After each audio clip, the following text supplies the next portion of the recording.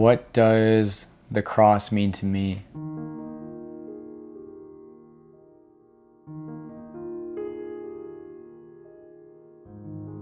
So my childhood growing up in Northern Alberta, Fort Mac, is like I had probably one of the best childhoods growing up, right? Back in the more simple times when kids actually went outside, you know, summers and all the time growing up on a block full of kids that were, older than me, going out biking, basketball, snowboarding in the winters, taking family vacations.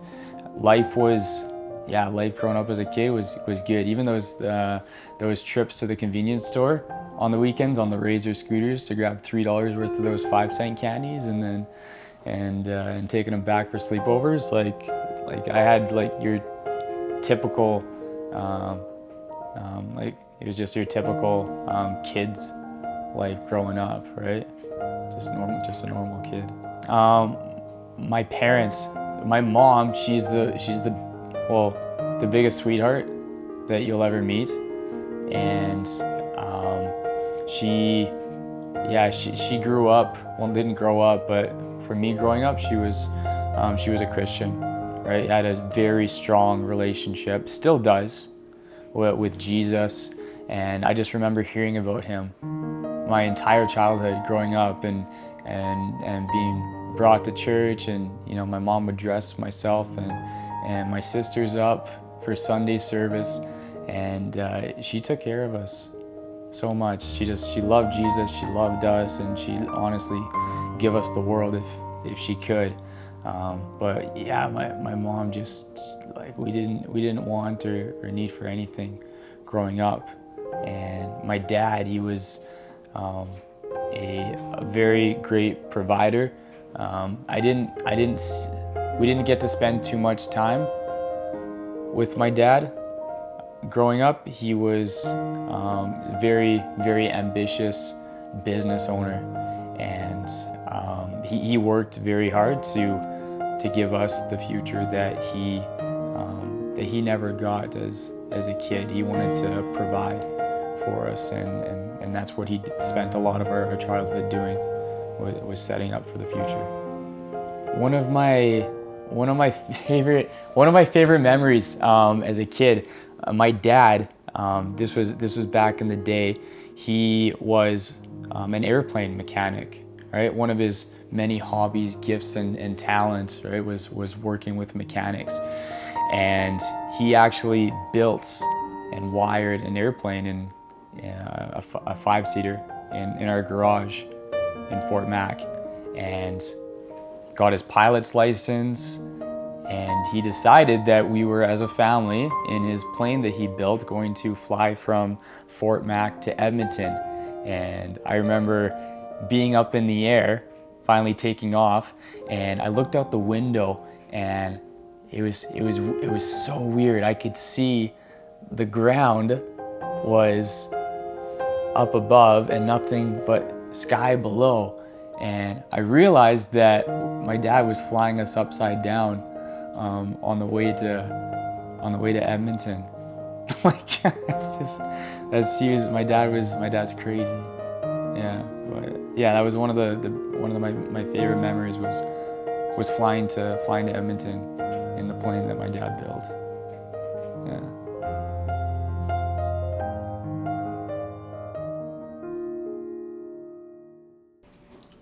When did you feel like, I know that there were some pretty rocky things that you went through in your past. When did you feel like was kind of the turning point from like the real innocent child, like innocent years for you, into sort of the dark days? I can actually pinpoint it. The start of my dark days was the first time I'd gotten drunk. I was on family vacation, got some alcohol, snuck to us, was bootlegging outside of a liquor store when we got dropped off at the theater. I was 15 years old, and I drank so much that night, my first time, I threw up, hangover, and after that's when I feel like I really lost my innocence, and all of my teenage years and my early adult years, everything like stemmed from there and snowballed. From that point on, I spent all of high school pretty much partying and drinking. I was the typical like popular jock, I guess you could say, in high school. Played on the football team, lots of friends, and used to just go out and party on weekends and get into trouble and fights and dabbled into everything from drugs to alcohol to everything in between. That led to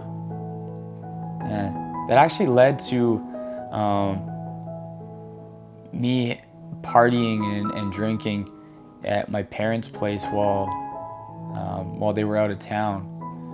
And they'd installed cameras in the house at that time. They got some renovations done, and when they were on vacation, they kind of got an idea of what was going on in the house. There was a lot of things, let's say some things that happened in the house that they had questions about from the last vacation they went on, and nobody had any answers for it. So they decided that the best idea would be to install the cameras so that they didn't have to ask us, they just know. So when I was partying at the house, they could kind of see everything and knew to what extent it was happening.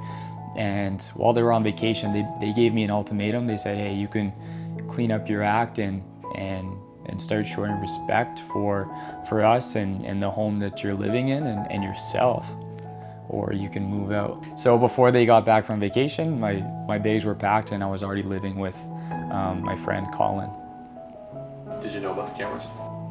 Yeah, I knew about the cameras. I just, when you're having a good time and you're partying and you don't really think that they're actually going to be watching, especially at those hours. But yeah, they were. Yeah.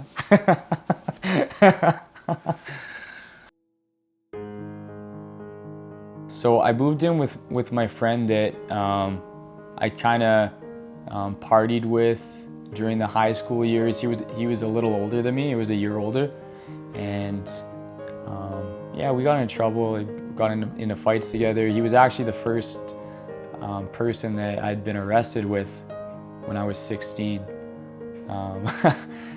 Grade 10. Him and I got arrested together. Let out that night. Nothing serious, but yeah, him and I had a history of getting into some bad things together. And when him and I were living together, he immediately opened up his place to me. We got along great, right? Longtime friends. And yeah, after I moved in, he'd always been, he came from a rough family, didn't grow up with much, looking back at it right now, he had a lot to prove for himself. And so he got mixed up in a bad lifestyle, right?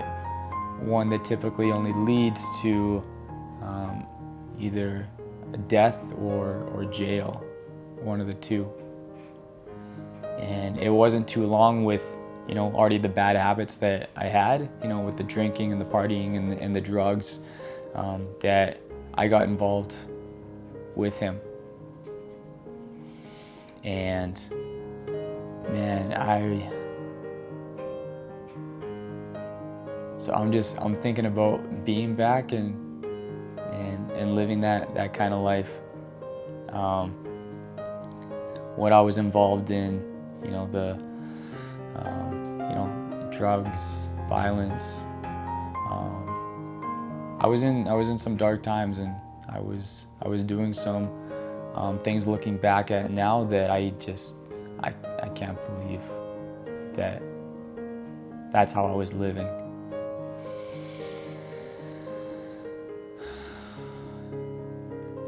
I remember so many nights I'd get home at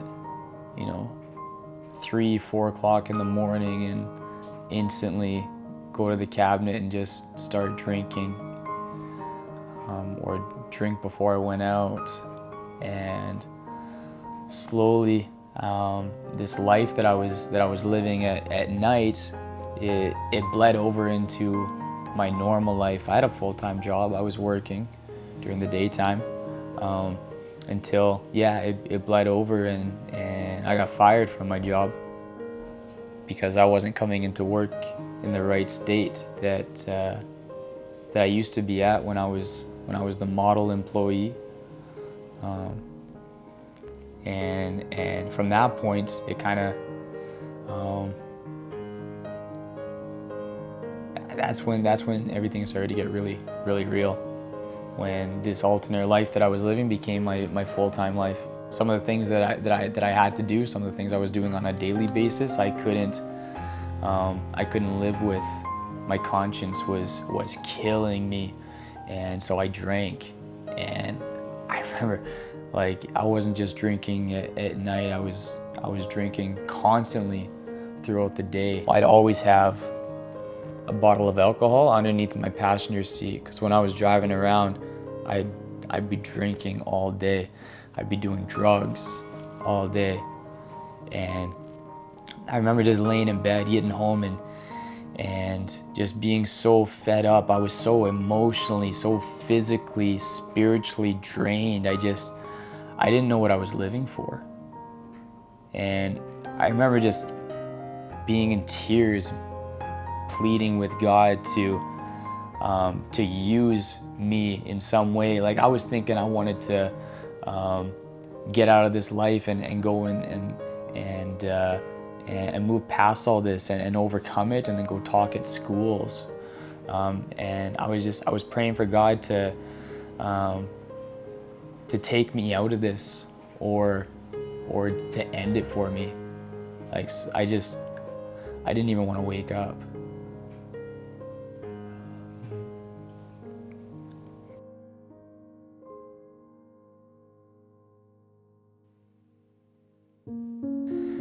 And it was like that for a while, a lot of nights, every night. And then everything changed when my friend was shot and killed one day in a grocery store parking lot, middle of the day. And next thing you know, they're kicking down doors, the police making arrests, and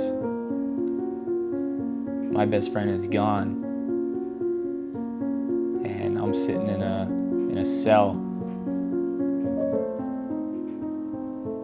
wondering, like, what happened? And it felt like everything was just taken from me. I was back to square one with life. No job, alcoholic, drug addict, living at home, arrested with multiple charges. And I was looking at 9 years. That's what the Crown prosecutor wanted to give me, was 9 years.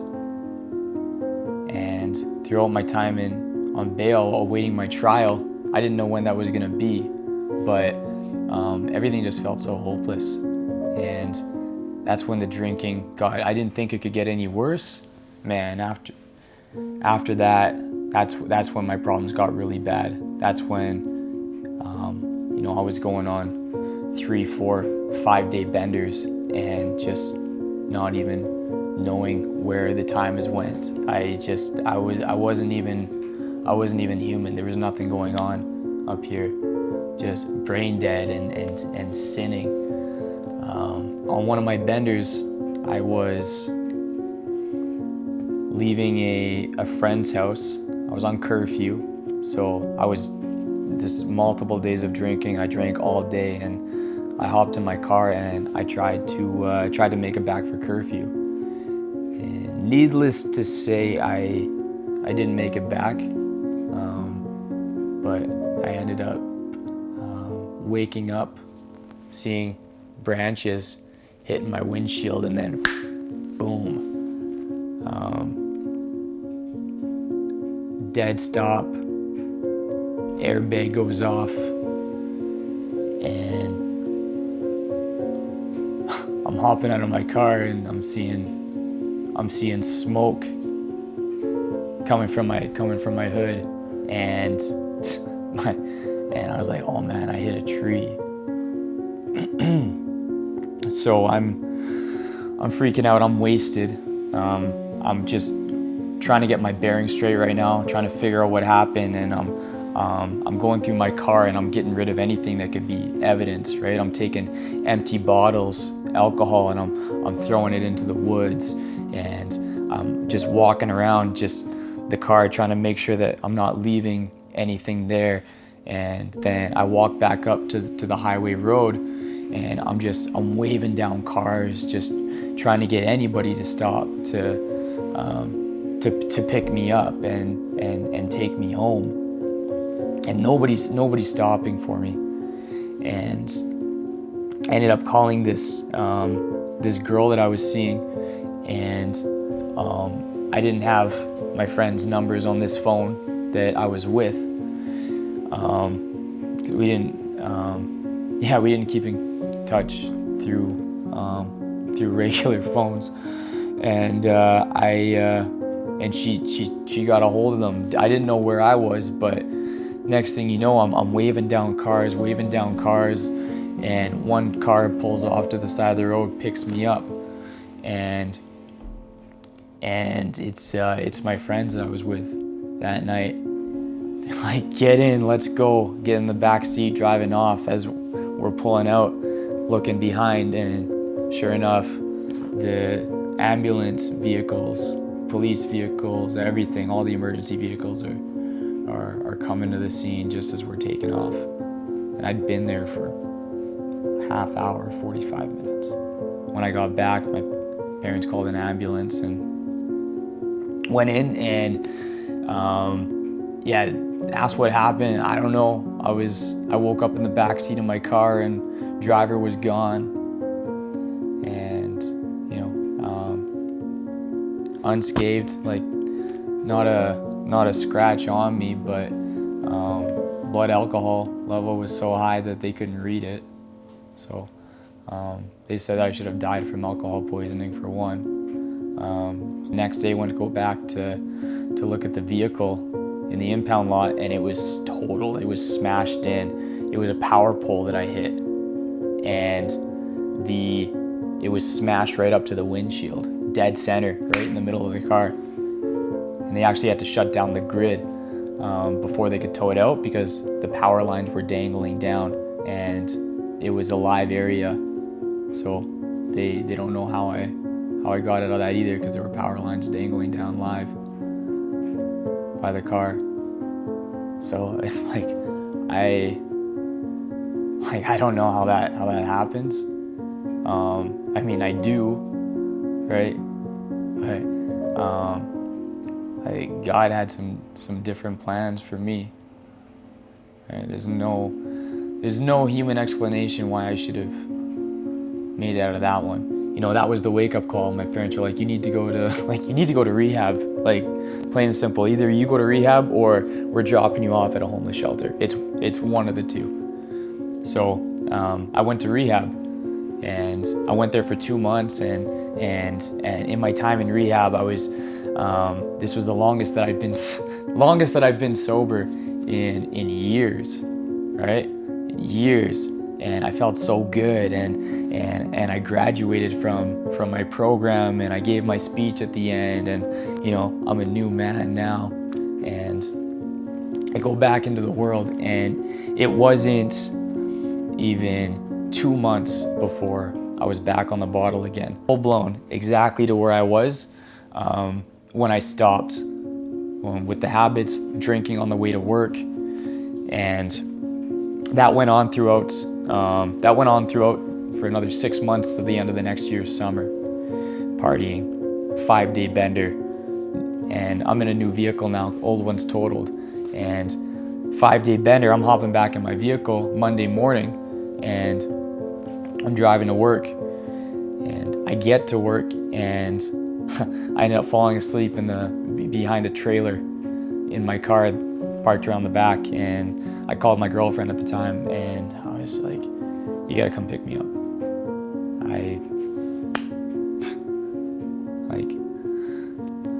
I've been drinking. I'm at work right now. I can't work. I can't even stay awake. You need to come grab me, please, please. And I left work, and on my way back to her place, I called the rehab facility myself, and I said, hey, I need to come back. And they said, hey, Billy, yeah, we'll come in on Thursday, and we'll take care of it. We'll see you. And it was just like that. I was tired of the way I was living, and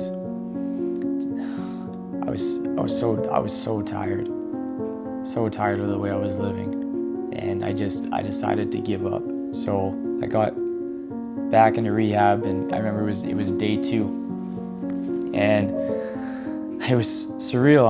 I'm thinking about everything, all the time that I threw away, and being back in the exact same position that I was in.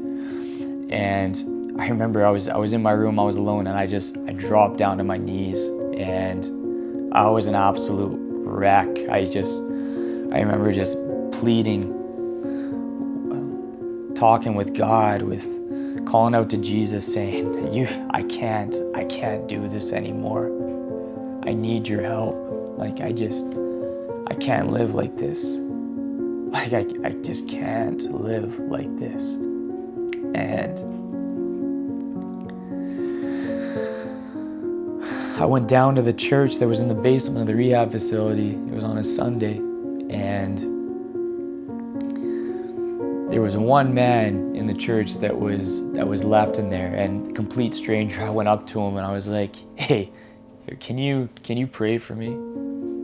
And sure enough, he put his hands on me, and he prayed for me.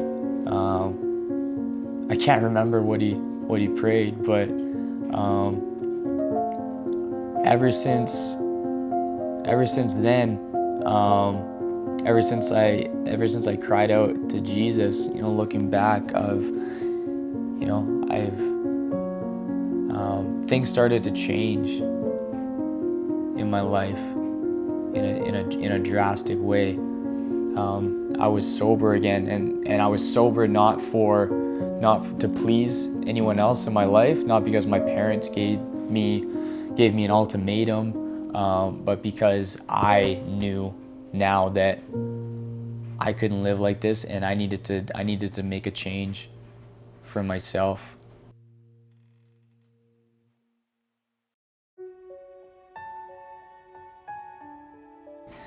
Time went on, I was job opportunities, right?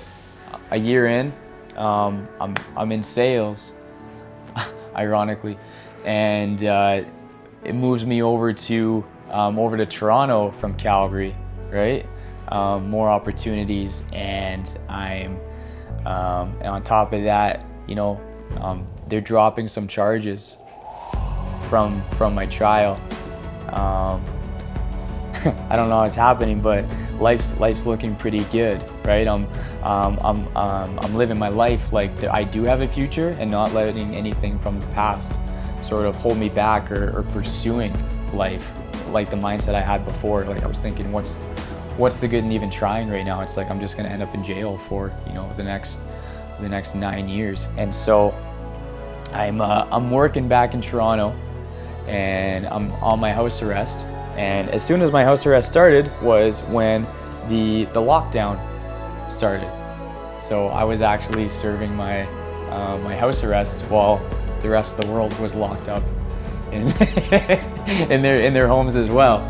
And my mom came to visit me, and just earlier this year, and I told her about everything that was going on, and her being a Christian woman. And knowing the Word, and knowing God, and knowing truth, and Jesus, she got me back right path, brought me the Bible. I started reading it, and I started pursuing God. And I'm alone in my condo downtown Toronto.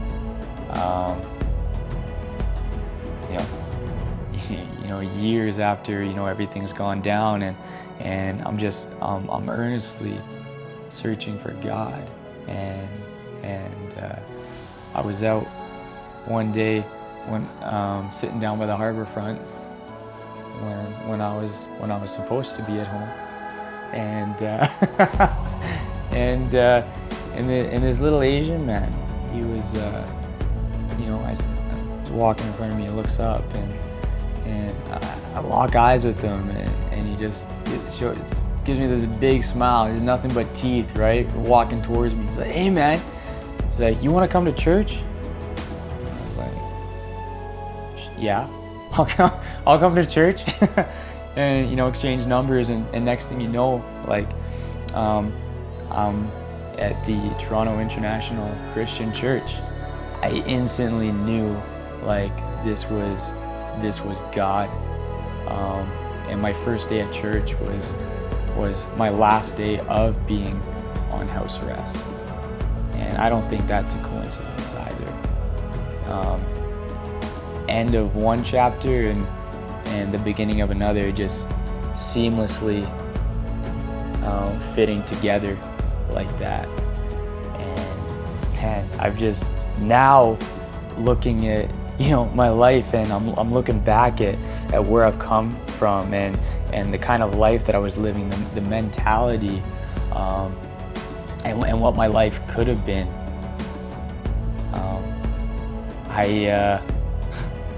And to think about where I am now, just I have more fulfillment. I have such a love and such a deep connection with Jesus, with God, that I'm constantly striving for. And I feel like everything in my life that happened, God used that so that when the opportunity was presented to me to, that I might reach out and search for Him, that I would. And the devil tried to take me out so many times, and God just used that to His advantage, to my advantage, every single time.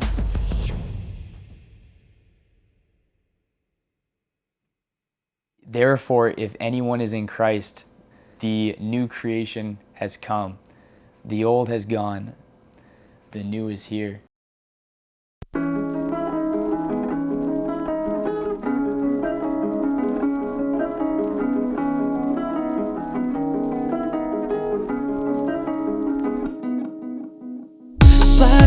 I prayed for a long time. Been dreaming for a long time. I got my heart on the front line. Tell them no stress, leave it all in a past life. Held me then, so I will hold you now that you are now. But when they tried to hold us down, blind faith, I prayed for a long time. Been dreaming for a long time. You look into my eyes and wonder where we went. Oh, how I missed your smile, felt like I lost a friend. Thought of it makes me cry, but that was way back when we had to lose our minds before it all made sense. Blind faith, I prayed for a long time. Been dreaming for a long time. I got my heart on the front line. Tell them no stress, leave it all in a past life. Held me then, so I will hold you now that you are now. But when they tried to hold us down, blind faith, I prayed for a long time. Been dreaming for a long time. Do you even know half of the love you bring? It's unconditional, unlike my sentencing. You tell me don't look back, right now is all I see. You help me drop that mask, now I can finally breathe. Blind faith, I prayed for a long time. Been dreaming for a long time. I got my heart on the front line. Tell them no stress, leave it all in a past life. Held me then, so I will hold you now that you are now. But when they tried to hold us down, blind faith, I prayed for a long time. Been dreaming for a we're living in a jungle. They're trying to keep us on our own. Feels like we're living in a jungle.